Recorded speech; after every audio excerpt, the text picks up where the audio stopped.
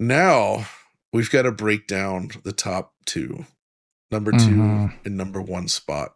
And there's two games, obviously, that spring to mind, and they are very, very different, which is what makes this interesting. So let me lay it out.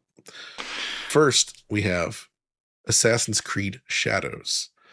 Second, Doom: The Dark Ages. These are the two games to discuss.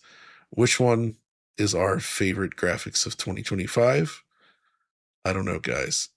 So this is tricky, right? Because fundamentally, Assassin's Creed Shadows is a large-scale open-world systemic game. It is driven by systems that work in very specific ways to support that sort of open-ended play. Doom: The Dark Ages is a tightly designed game that presents exactly what they want you to see at any given point. It's a much more classic sort of game design trope in that regard, but it's one that allows them to control the scene more completely. And as a result, plus the fact that it's level based, it allows the developers to show a lot of stuff, like the amount of places, the number of places you go, the variety you see on display during your time with the game is pretty awesome, right? So what do you think, Alex? Let's start with you. Well, I want to just first, like, before we get into what we feel, I do want to highlight some things about Assassin's Creed that are that I think are very standout this year. Okay. So we have the history of Assassin's Creed kind of blowing everyone's minds with Unity when it came out, and that for last gen consoles and PC. And then we kind of, like, I don't want to say it didn't ratchet it up after the fact in other ways, because they definitely did, but I don't think everyone was nearly as excited about, the way its successors looked in comparison, like Odyssey and whatnot. Syndicate as well. Yeah, Syndicate as well. Like, it didn't really wow a lot of people afterward. They already did the thing that, like, wowed everyone. Here, they left the previous generation consoles behind, and they changed the engine up dramatically to bring it up to, I would say, actually far beyond a lot of current generation engines in many ways. Like a lot of the stuff we've seen on this list so far, like we just talked about, like Death Stranding, like they don't have like Death Stranding 2, that is, sorry. Like they don't have like RTGI, they don't have virtual geometry or etc. Those things are like actually very useful technical advances to make a game look better. And here they actually said, like, actually, we're going to do those things. And those things we've talked about in other videos before. But here, one thing that I love about Assassin's Creed is actually that systemic approach to a lot of the way the game is built, the way it's populated, as well as you interact with it. I want to specifically call out the physics in the game, which are very, very cool. A lot of games don't actually have stuff that breaks apart in a very believable way. Just, like, it's just like usually like you switch an object to a destroyed state. And then those destroyed state objects maybe are debris objects that fly away. But here, a lot of the things like boxes, pieces of wood, trees, grass, and whatnot actually have non-defined cut points on them. And they just cut into the area where your sword previously left it. And that leads to some really hilarious, physics moments that I showed in my video, like where I slash open a door and the top half of the door hits a dude on the head, and he like starts like saying like, "Oh, I'm so sorry to you," and stuff like that. Like there's like a lot of really unique systemic physics moments that I think we got away from at the end of the PS3 generation and going into the PS4 generation, where like a lot of devs were just focusing on like less systemic physics driven kind of gameplay. And I saw it a bit more in this title, and that really, really excited me, even though I loved all the other aspects, like the incredible like hair rendering done with hair strands, which actually applies to every character in the game, the RTGI, which covers specular and diffuse, virtual geometry for a lot of stuff. There was a whole bunch in this game. It was like a whole ton of stuff, but personally for me, I was just so excited at the fact that like stuff actually has physics again, like after all these years of games being so static. And that's kind of why I like the Massive's Avatar as well, a lot of physics too in it. And this game, it really pushed in so many areas that I just really have to commend the developers for finally bringing Anvil up to like a super next gen level. It's like actually pretty far ahead of a lot of other titles that we've talked about today. Agreed. Yeah, they've managed to craft their own take on many of the bleeding edge technologies we've been hearing about for some years, and I think Hmm. it's really really elegantly put together. But beyond all of that, though, I mean, I think Oliver, you can agree that it may not be perfect, but they actually did a very good job translating this to the consoles as well, sort of retaining a lot of the high end features that were created for this game. Yeah, I would say they did quite a good job on the console versions. There's kind of an interesting feature split here, though, specifically with RTGI, where they do have a baked GI that they can use in place of RTGI. And the weaker machines don't have it at all, which is Switch 2 and Series S. And the stronger machines typically only have it in their 30 FPS modes and 40 FPS modes, except for PS5 Pro, which gets it in all modes. And if you compare the two, it kind of defines this game's look, I would say. So losing that on some of the weaker machines in the lower frame time modes gives you a bit of a degraded experience, I would say, relative to that RTGI presentation. And also hair strands get cut out typically as well. Right. So I would say this game really does look best if you're playing it on a more premium machine at 30 FPS, maybe PS5 Pro at 60, high-end PC. Obviously, you get everything on high-end PC, including all the frame rates you could want, and specular and diffuse and all this stuff. Nice ray traced lighting in the hair strands. That's all great. But I think this game really looks excellent with all the dials dialed up to the max. Like Alex mentioned, the degree to which this game is like simulative is really cool. You get with their Atmos wind system, their Atmos system there, you get a nice grasses and trees interacting with the wind. There's great cloth sim. You can kind of cut apart the cloth and have it fall away realistically and cut apart things in kind of a Metal Gear Rising style and have all the little bits of those objects fall away realistically. It looks really cool. And on top of that, you have obviously AAA quality art and visual design, which is excellent. It also has quite a good Switch 2 port that looks similar to Series S in most respects, but with some removed lighting density reductions and foliage, obviously some unique cutbacks for portable modes, some cutbacks in resolution, things like that. But it fares pretty well, generally speaking. Yeah, yeah, no SSR. This is also a game that I know that I took a look at this game's initial trailer back in 2024, and we discussed its initial trailer in some depth on DF Direct and other areas here. And I remember it not being too impressive at the time, and I really do think that perhaps maybe a couple features maybe not being in the mix at that time, in addition to video compression, in addition to maybe being in an area of the game that's a little bit less visually striking than perhaps some of the more outdoorsy areas, some of the more naturalistic areas. I think all those things conspired collectively to make the game look a little bit less special, and I'm actually seeing that as a bit of a recurring theme with games this generation, especially as we've pushed out perfect pixel fidelity to such a ridiculous degree that actually even 4K encodes of trailers on YouTube, especially if they're cut really fast, you're not really seeing all that detail. You really need to be sitting in front of like a 4K screen, a big 4K screen. You need to have a really high quality encoder, be playing the game yourself or whatever, to really get an appreciation for what games are doing in particular.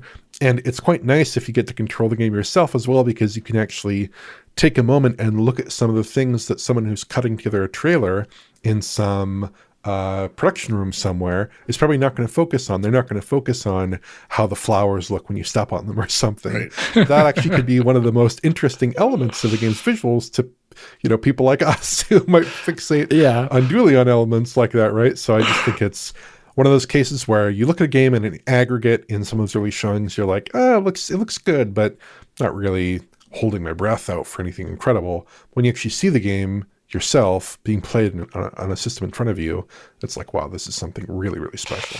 Yeah, that is such a good way to put it. Like, there's only so much detail, especially games with tons of vegetation, that you can fit into a YouTube encode and actually show gameplay off at the same time as all these other things. And if you do that, you just don't have a good sense before a game comes out. And in this case, it was actually that initial trailer did a disservice to what eventually did come out in some ways. And here, when you look at the end product, like look at the videos that I produced for it or anyone else, and you can really see the detail that went into it. And it is stupendous. So the feature for this engine is extremely bright, and it'll be really interesting to see what other areas they take it in, because Anvil's used for not just this product, but a couple of other stuff internally at Ubisoft. And it'd be very interesting to see where it goes. So I agree with a lot of your arguments. I think it is very, very good.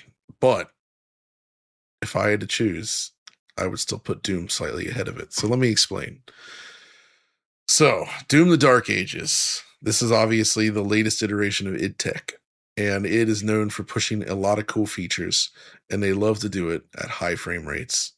And they make very performant engines, but there's a lot of cool stuff going on here. First of all, this is a game, and this caused some commotion, but this is a game that requires ray tracing. The game's lighting system is ray traced, and that's it. That's how it works. It's this way on every platform. It requires it to work. And we've seen it before, but for some reason this caused some commotion.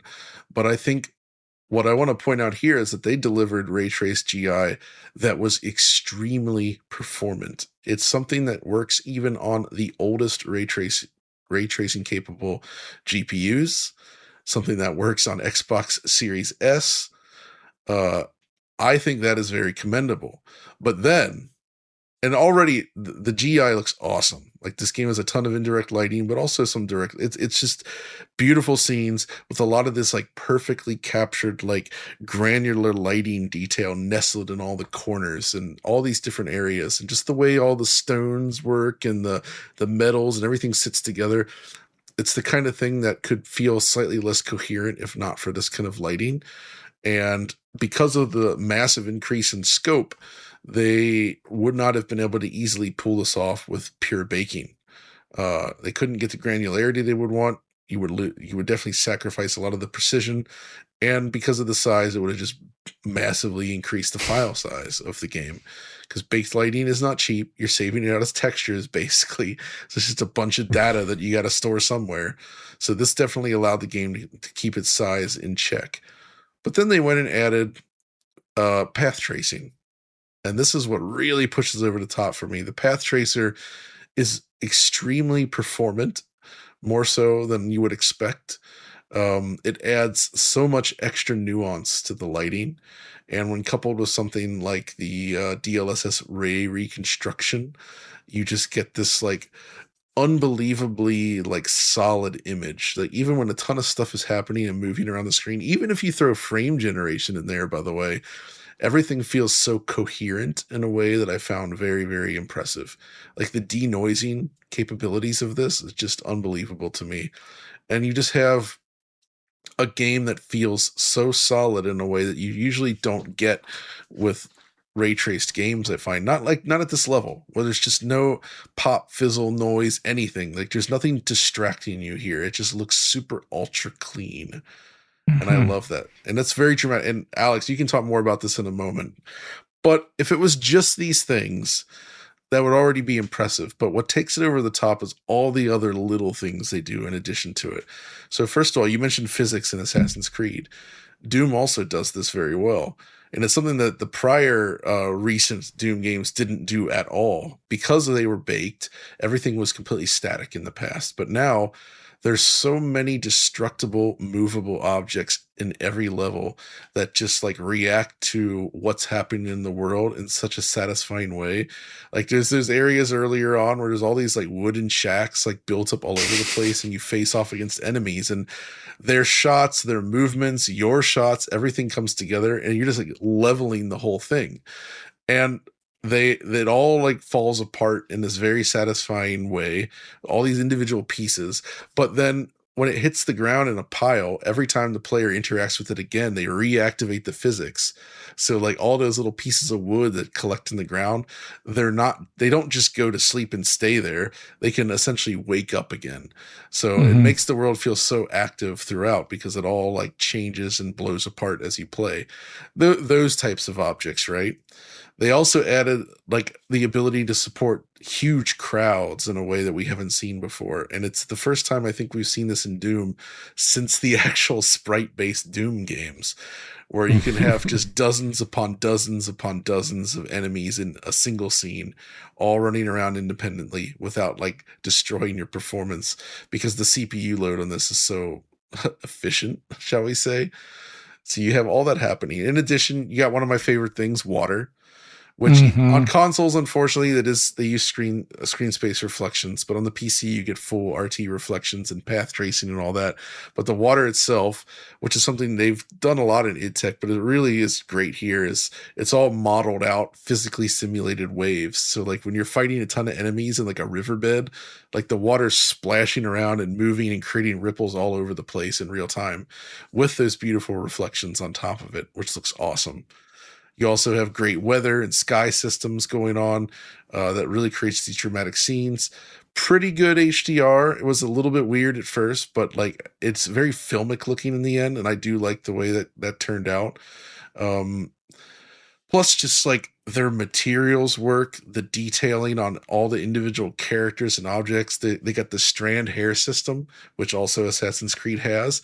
And boy, do they use it well, because you got the Doomslayer's gigantic fur cape that all uses the strand system, but is also driven by physics. And it's like every time you see that thing show up in a cutscene, it's like, oh man, this is awesome. So I don't know, guys. I don't know what you think of my thoughts on this, but like, for me, it's just all these things together, plus the art direction, the animation quality, and just the sheer variety. Like when you go to the Cthulhu world and all that, and you're swimming around in those deep oceans, and it's just like there's weird tentacles coming down and you can't see the bottom. It's like, it feels so eerie and different from things earlier in the game, and I love it. Yeah.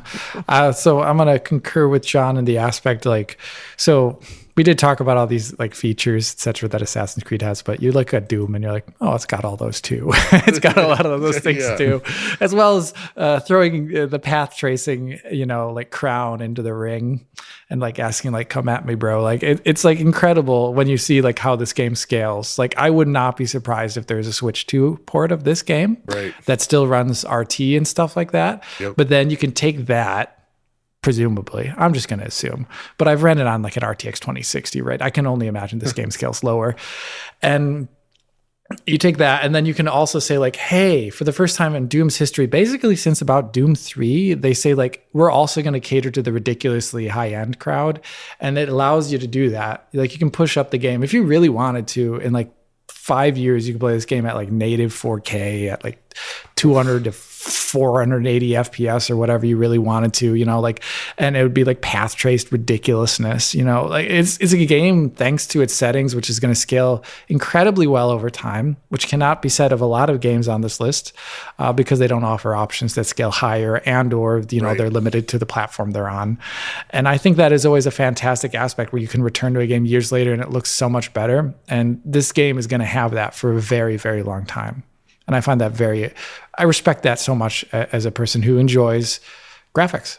Yeah, that's the thing, is like I put this on a pedestal along with games like Cyberpunk, where I feel like I can just return to this over the years and it's always going to look awesome, and you can always push it a little bit further, right? Mm-hmm. Yeah, right. Oliver, though, what did you think of this one? Like, I actually don't recall your thoughts on the game.